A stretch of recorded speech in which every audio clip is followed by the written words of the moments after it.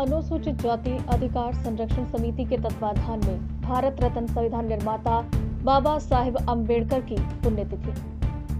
भारत रत्न संविधान निर्माता बाबा साहेब अम्बेडकर की पुण्यतिथि काजीपेट की डीजल कॉलोनी चौराहे पर आयोजित की गई।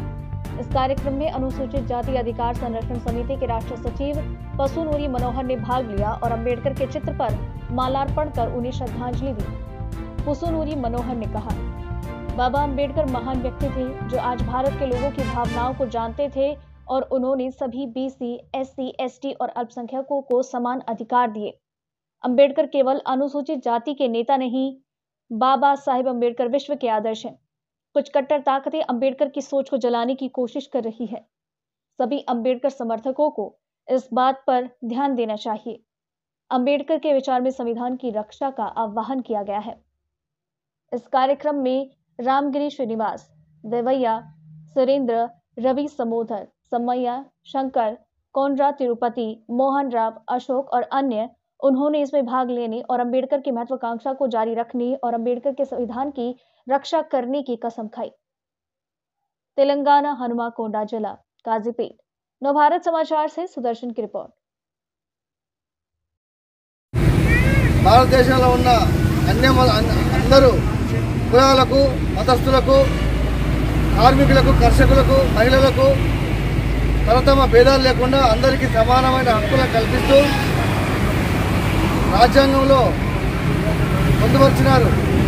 ఆయన ఆనాడే ఆలోచించి ఆర్టికల్ 3 ద్వారా చిన్న రాష్ట్రాలు ఏర్పడాలి, అభివృద్ధి చెందాలి అని రాజ్యాంగంలో పొందుపరిచినందుకే మన తెలంగాణ రాష్ట్రాన్ని సాధించుకోవడం జరిగింది.